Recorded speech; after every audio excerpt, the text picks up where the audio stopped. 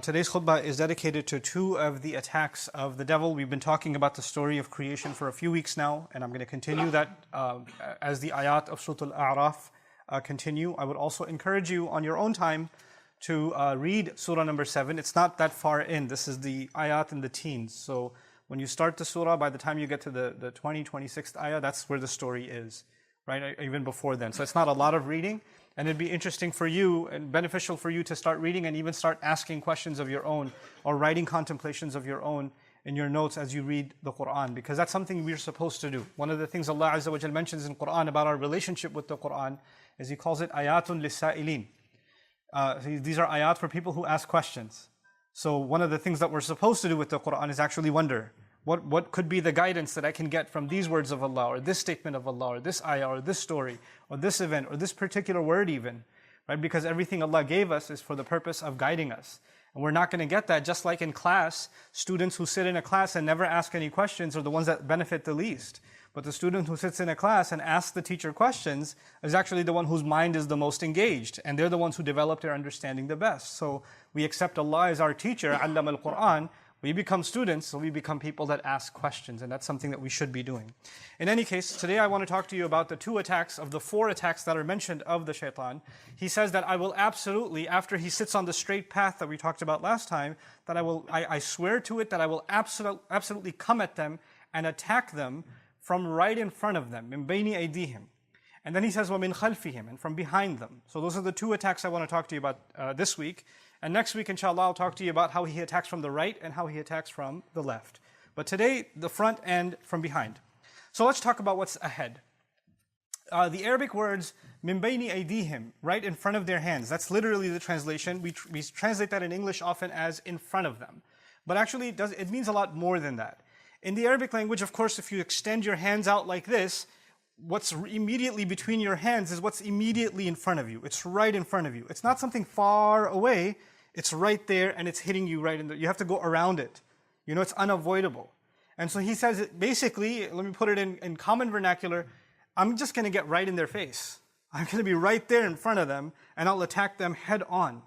Now, how do these attacks work? You see, Shaytan is invisible. We don't see him and we don't hear his voice. We don't know what he looks like. We don't know any of these things. So how does he attack us from the front?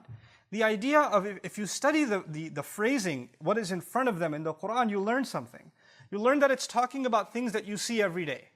When you open your eyes, what is right in front of you is the world around you. Your family, friends, the world as you see it, things that attract you, things that you don't find attractive.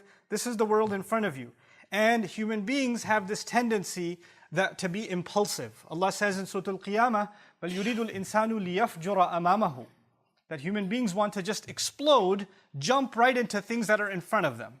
When I was studying marketing so long ago, we used to study consumer behavior. And you know what they do in grocery stores is they put eggs and milk all the way in the back of the grocery store. The reason they do that is they want you to go through a number of aisles, because you only came in for milk and eggs. Most customers come in just for milk and eggs. So you logically it would be right in the front, but they want it all the way in the back because they want you to be impulsive and see them Swiss rolls or chocolate cake or this or that and keep piling it in because you see something in front of you and you just throw it right in. That's a human impulse. Allah put that inside human beings. Shaytan wants to capitalize on that. There are things that come right in front of you and he says, come on, just enjoy yourself a little. It's not that bad. It's not so bad. He doesn't want you to think about the future consequences of something. He wants you to think about what's immediately in front of you right now. You know, it's so much more understandable now because we live in a digital age. Whatever you want to look at, whatever you want to see, whatever you want to hear, whatever you want to order is right at the tip of your fingers. It's immediately accessible. It's not even so far. Physically, if you want to go somewhere, you just hop in your car and go somewhere. You can make a decision to follow whatever impulse, whatever desire, whatever thought comes in your head, and you just immediately run after it, and you don't think about the consequences. You know, a lot of people that engage in sin, if you ask them, why do you want to engage in sin? They don't say that I want to be a sinful person, I just don't want to think about it. I don't want to think about it. And if you try to make them think about the consequences of this behavior, then don't talk to me about that, you know? I've often spoken to you about doctors that I know that work in the emergency room and the kinds of things they see on Friday night. People just want to get away from their troubles, knock down a couple of drinks, And then the kinds of horrendous things you see in the emergency room, so much of it related to alcohol. So much of it related to overconsumption. Why? Because those people don't want to think that alcohol has destroyed so many lives before you and me, but I don't want to think that that's going to happen to me. I just want to have fun right now. I just want to get the buzz right now. That's all I care about right now. The consequences, I'm not concerned with. This is the first thing Shaytan wants. What is right in front of you, he'll attack you by making you not think about the consequences of things. The other meaning of what is right in front of us is material things. In other words, he wants us to be obsessed with things that we can see. You're just thinking about this car constantly, constantly, constantly. You're thinking about your appearance, checking yourself out in the mirror. That's all you're always thinking about is, how do I look? How do I look? How do I look? How much do I weigh? Or, am I dressed better than this one or that one? You're constantly just obsessed with material, appearance, goods, products, people obsessed with the kinds of brands that they're going to wear, what they're going to show off to somebody, obsessed with the idea, oh man, I'm living in an apartment, I'd have to get a house. It's so embarrassing, I live in an apartment, I have to, by whatever means, I got to get into a house because that's what's in front of me. You drive by a nice neighborhood where you see the houses and the car just automatically slows down and you just kind of, your mind goes in your head, you're already living in there, And he wants you to be obsessed with that. Now, wanting those things in and of itself isn't bad. And that, before I continue, is an important part of this khutbah. Please pay attention to this. In Surah An-Nas, Allah told us about the devil, الَّذِي يُوَسْوِسُ فِي صُدُورِ النَّاسِ. That he whispers, it's translated, he whispers into the chests of people. He whispers into the chests of people. The thing about the word chest in the Arabic language is that it's actually used also for emotions. Like Allah says, وَيَشْفِي صُدُورَ قَوْمٍ مُؤْمِنِينَ, to heal the chest of a believing people. What that means is, when Allah uses the word chest, He's actually also referring to our emotions. Our feeling. Anger is part of the chest. Fear is part of the chest. Love is part of the chest. Greed is part of the chest. All of those feelings that you and I experience every day. When we're attracted to something beautiful, that's in our chest. When we're turned away from something ugly, that's in our chest. Laziness is in our chest. Enthusiasm is in our chest. When Allah says He whispers into the chest, what it also means is He takes all of those emotions that Allah gave me and Allah gave you, and they're normal emotions. Anger, fear, happiness, all of these emotions are part of who we are. It's natural. But He uses them and manipulates them. He'll use your anger to mess you up. He'll use your happiness to mess you up. He'll use your laziness to mess you up. He'll use your sadness to mess you up. In a certain degree, you need those feelings. But He knows what He can do to manipulate you and to get you to start feeling things that you're not supposed to be feeling, and to overrun you. And so, of course, everybody's attracted to something beautiful. Who wouldn't want to live in a beautiful house? As a matter of fact, the fact that Allah offers us in heaven, He offers us mansions and He offers us beautiful gardens and waterfalls. Why would we be attracted to that stuff if we're not interested in it now? It's the fact that Allah made us attracted to those things now is what makes heaven so appealing, right? So those things that are beautiful, us attracted to them is natural. What does Shaytan want to do? He wants to take that feeling out of balance. I will do anything I can to get it. I don't care about the consequences. It's in front of me. I want it right now. Let me give you an analogy to help you understand this as opposed to what Allah is offering. If somebody came to you and made you an offer. Look, I have a house. Here's a picture. Beautiful mansion. It's the most beautiful house, and it's in front of the beach, and it's on top of a cliff. It's got this gorgeous view. It's exactly the kind of interior you wanted, exactly the kind of exterior you wanted.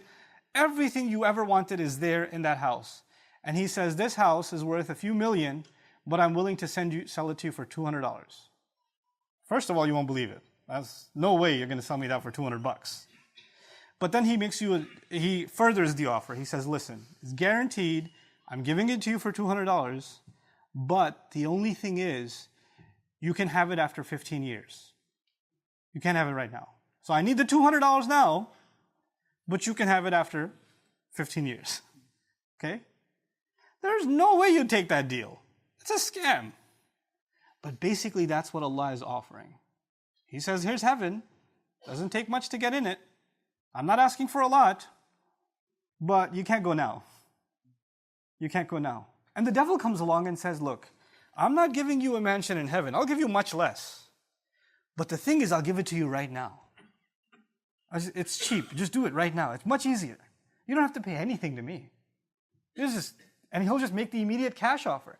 Those of you that are in business, when somebody comes to you and says, hey, I want to buy your product, but I'll make the payment next month. Somebody else comes to you and says, I want to buy your product, but I'll pay you cash. Right now, give me 10% discount. You'll take the cash? Because I don't want to wait for another month. Human beings, تُحِبُّونَ الْعَاجِلَةِ. We want things that come quickly. Shaytan capitalizes on that. He excites your feelings and says, why do you have to wait? Why do you have to be patient? Why can't you have what you want right now? Don't you want to be happy?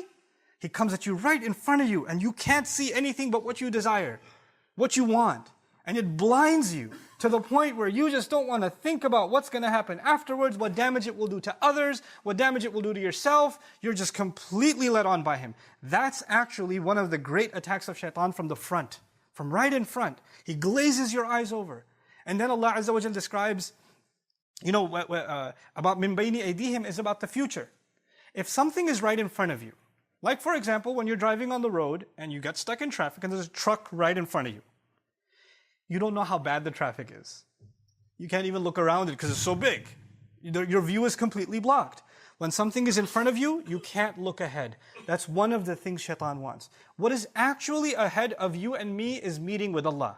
It's unavoidable. You and I, كَادِحٌ إِلَىٰ رَبِّكَ كَدْحًا فَمُلَاقِيهِ. We are marching towards your master. You and I are marching towards him. It's like even if you're standing there, you're on a conveyor belt that's heading towards Allah. Whether you like it or not, whether you want to accept that or not, we're all heading that way with every breath that we take. And that meeting is unavoidable. But he doesn't want you to see that.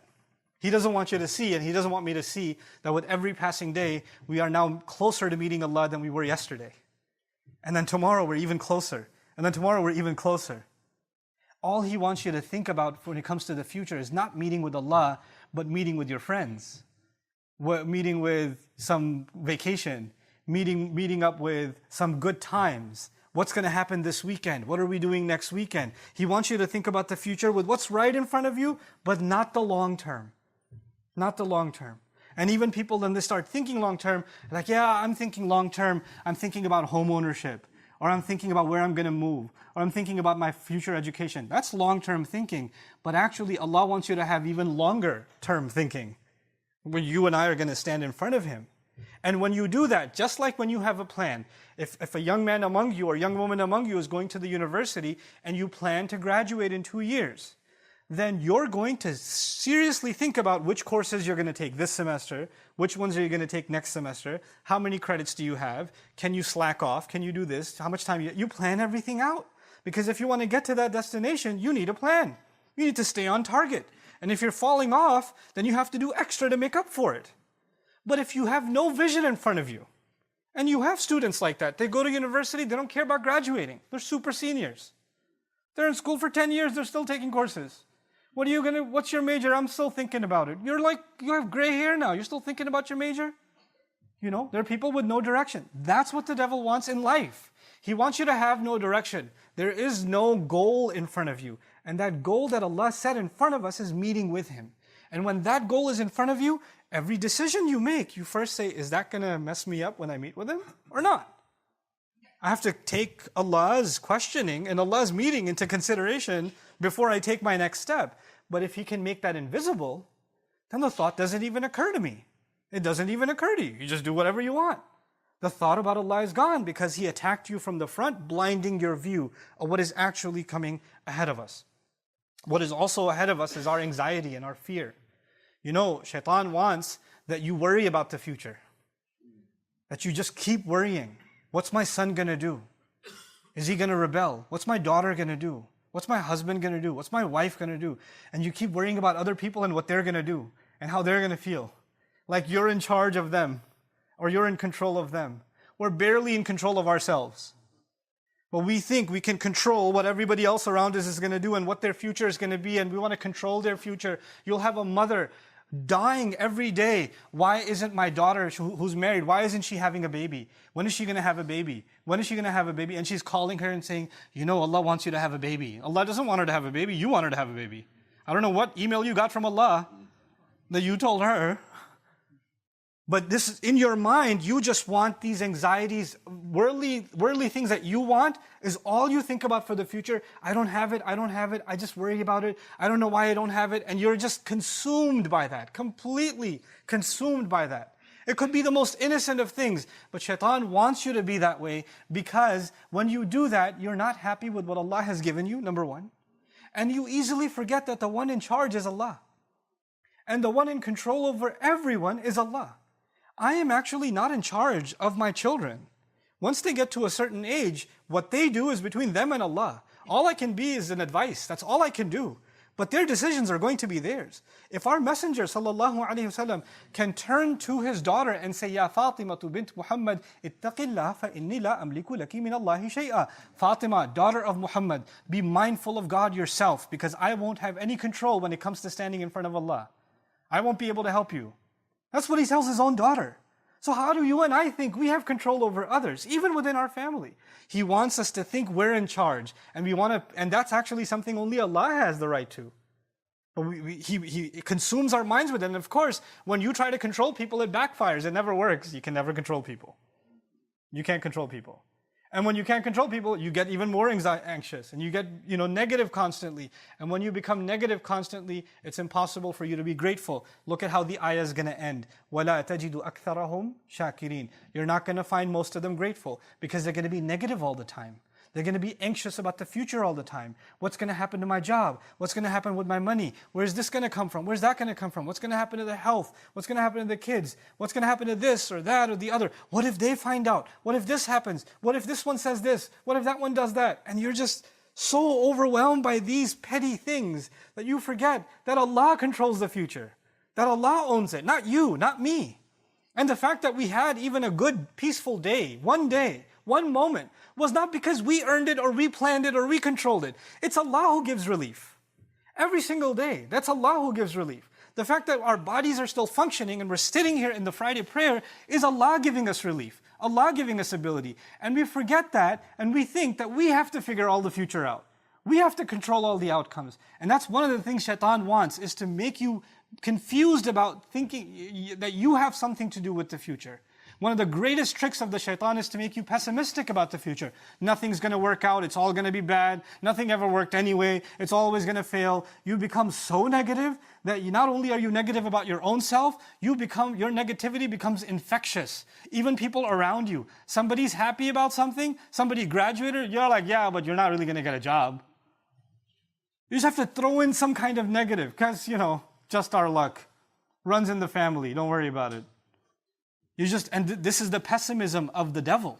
He wants that from you because if a person is pessimistic, then how can they have pessimism and hope in Allah?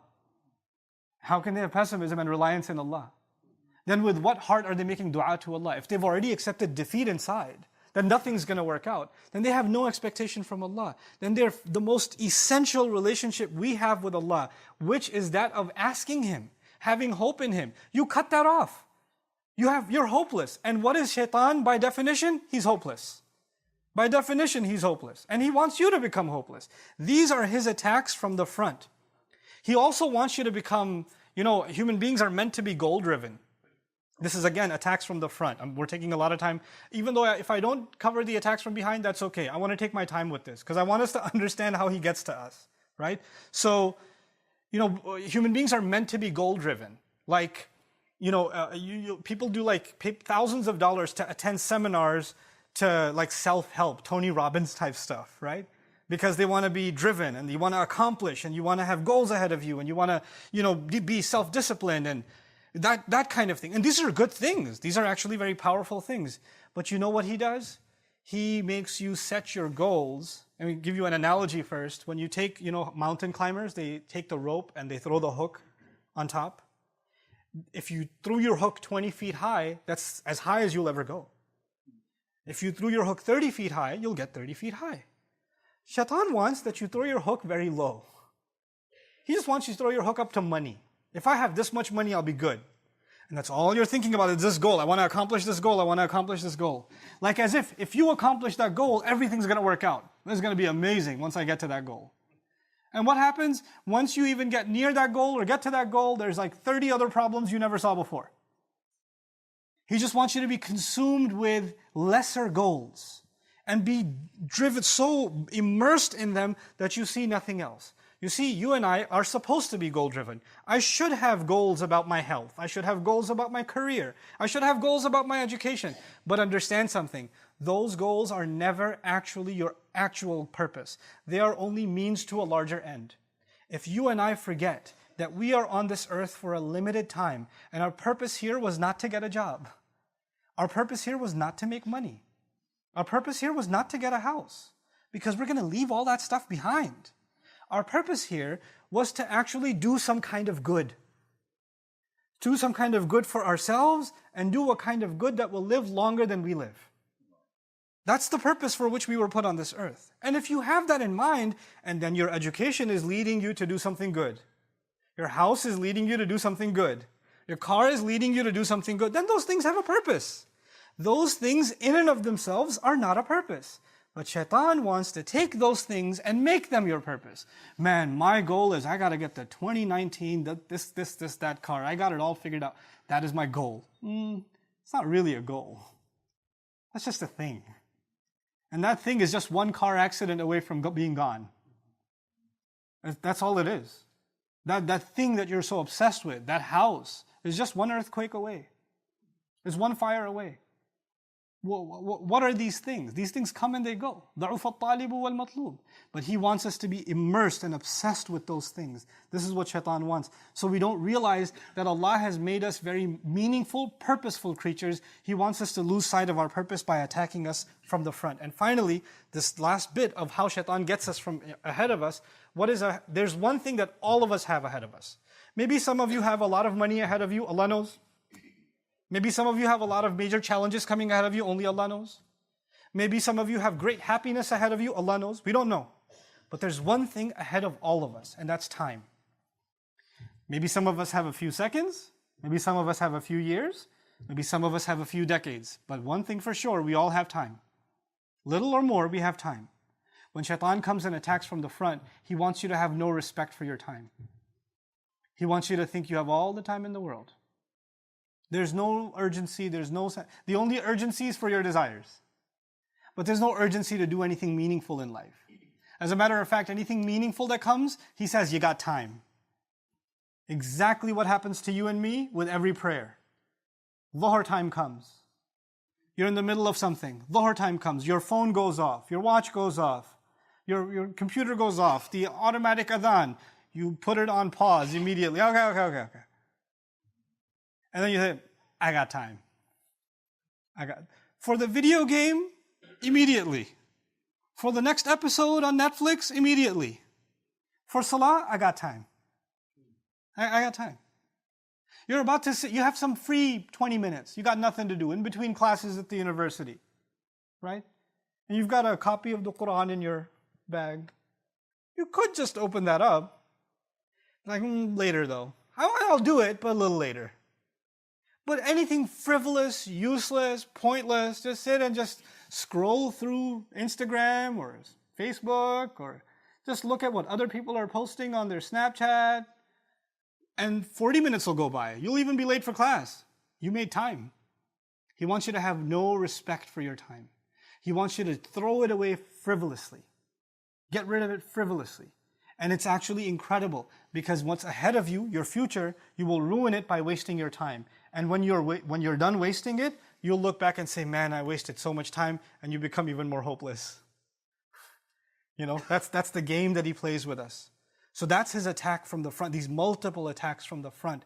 And I pray Allah Azza wa Jal makes us mindful of these attacks that the devil has against us from ahead of us. And may Allah Azza wa Jal not ever let us become people who don't see things for what they are. Allahumma arini wa arina haqiqat al-ashya'i kama hiya. The Prophet ﷺ said, Oh Allah, I want you to show me the reality of things as they really are. This is my last bit of advice to you. How do we fight this attack of the devil? Of course, you have to recognize it. But you have to constantly refresh. And I have to constantly refresh in myself reality of things. You know, just like we're in the modern world, so I can give you a tech example. You see an app, and the app has a skin, it has a look and feel, it has color, a menu, whatever. But that's actually not the app. There's a source code behind it. You don't see the code. You don't actually see the functionality. You just see the front, right? The thing is, everything you see in front of you is just a skin. It's just a cover. There's a reality behind it. There's an engine behind it. There's a purpose and meaning behind it. The problem is, we start giving value to things at face value. We don't actually look at what's behind them that actually has the value. And that's what Qur'an does. Qur'an doesn't let us see with these eyes. There's another set of eyes here. You know, لَهُمْ أَعْيُنٌ لَا يُبْصِرُونَ بِهَا. They have eyes they don't see with them. Meaning they don't see reality with them. They just see the shallow things in front of them. There's an eye we have to develop for what really is, what really has meaning, what really has purpose. And when that happens, the way you spend your time, the way you think about things, the way I value things, the way I prioritize things, all of that starts changing. You know, because at the end of the day, this entire life that we have left, these few breaths that we have left until we go and meet with Allah, all of it will boil down to one thing. يُنَبَّأُ الْإِنسَانُ يَوْمَئِذٍ بِمَا قَدَّمَ وَأَخَّرَ. The human being will be informed on that day, what did you make priority and what did you make secondary? That's all it boils down to. Every single choice you and I make. What was a priority? What could wait? What was a priority? What's less important? That's all it is. And that's all Shaytan wants to mess up what's coming ahead of us. He'll make us think about the wrong priorities. And he'll make us put aside what is actually important. May Allah Azza wa Jal make us of those who put the priorities in the right place and don't allow the whispers of Shaytan to dissuade us from our purpose. Barakallahu li wa lakum fil Qur'an al-Hakim wa nafa'ani wa iyyakum bil ayati wa dhikr al-Hakim.